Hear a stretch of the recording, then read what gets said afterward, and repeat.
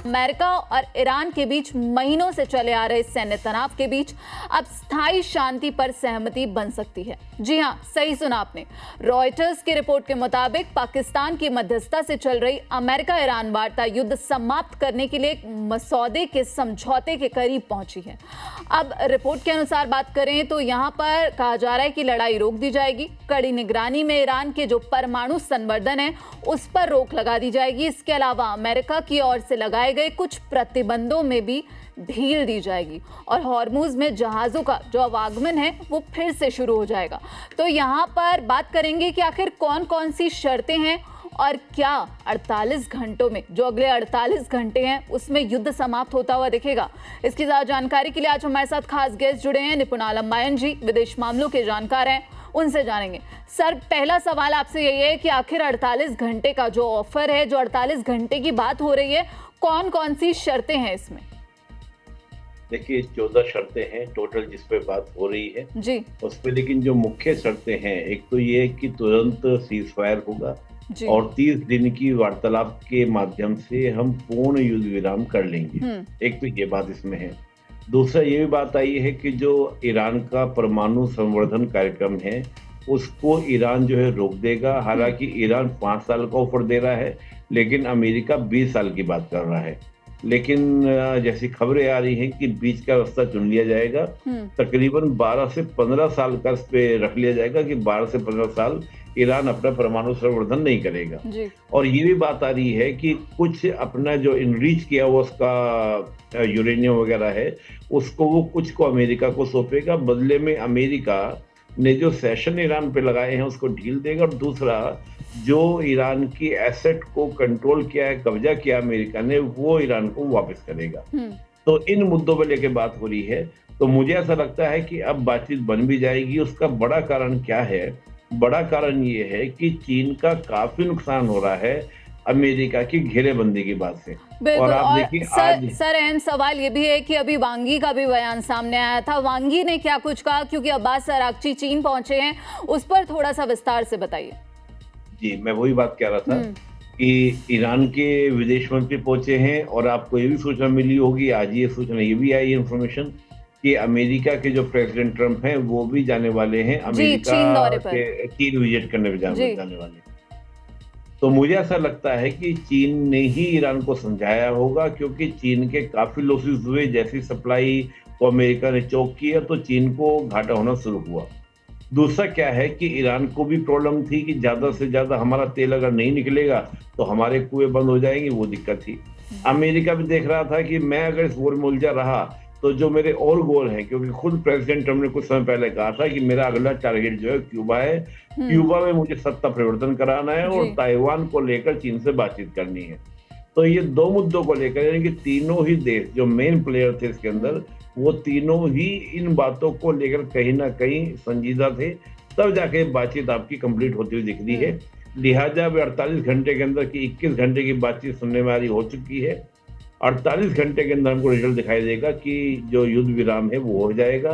तो और इससे सर यहाँ पर मैं आपको रोकना चाहूंगी, माफ कीजिएगा, लेकिन यहाँ पर जो परमाणु संवर्धन की बात हो रही है, यहाँ पर पहले तो ईरान ने अपने तेवर साफ कर दिए थे कि इस पे कोई भी समझौता नहीं होगा, ये हमारा अधिकार है। और अब क्या ये ईरान झुकता हुआ नहीं दिखेगा अगर ईरान इस बात पर मान जाता है?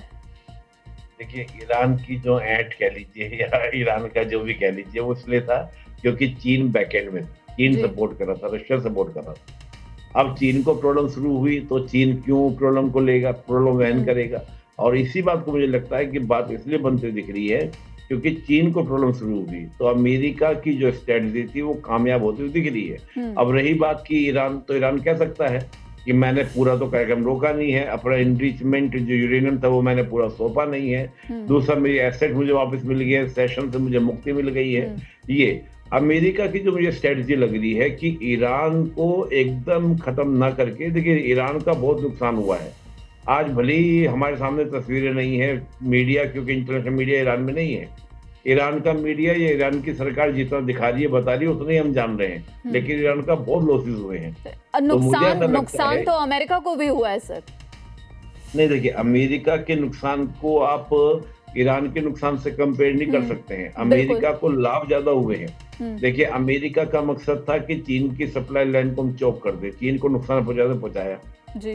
और अमेरिका के ऊपर कितने हमले हुए, अमेरिका के 2-4 एयरक्राफ्ट। आप देखिएगा ईरान का पूरा इंफ्रास्ट्रक्चर काफी ध्वस्त कर दिया अमेरिका ने, इतने मिसाइल, इतने बम मारे हो, तो अभी हमारे सामने पिक्चर सामने नहीं है। तो ईरान को एक बार में खत्म न करके बल्कि 1-2 बार और हमले, हो सकता है 1-2 साल के बाद फिर हमको हमले सुनने को मिले कि ईरान पे फिर से हमले हुए हैं।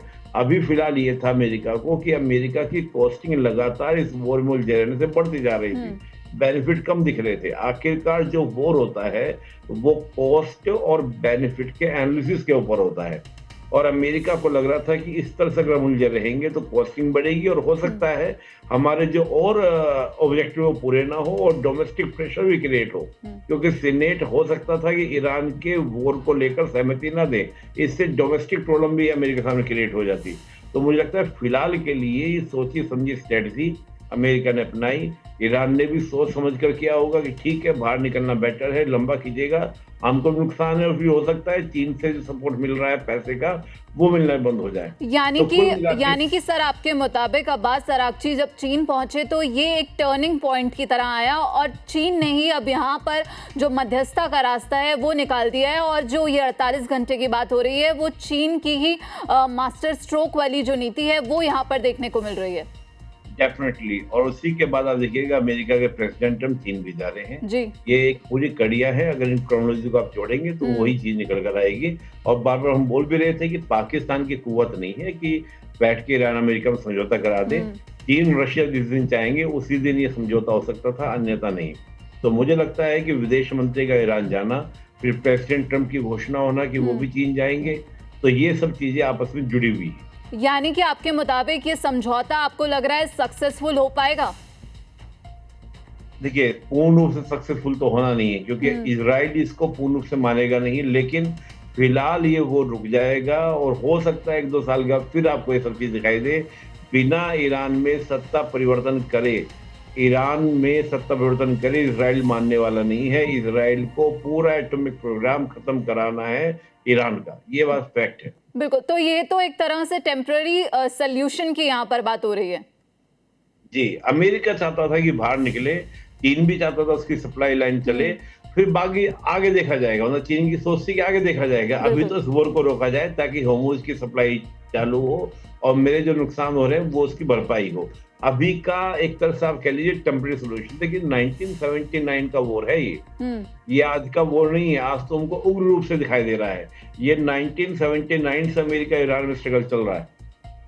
बिल्कुल, बहुत इतनी जल्दी खत्म होने वाला नहीं है। जी, बहुत बहुत शुक्रिया सर आपका इस पूरी जानकारी के लिए। तो आपने यहाँ पर समझा कि ईरान युद्ध को लेकर जो अब एक बड़ी खबर सामने आई है कि अगले 48 घंटों में कुछ बड़ा देखने को मिल सकता है, और हो सकता है कि ये युद्ध समाप्त हो जाए, और ये भी हो सकता है कि 1 साल बाद फिर से जो ईरान पर हमले हैं वो अमेरिका की तरफ से देखने को मिले।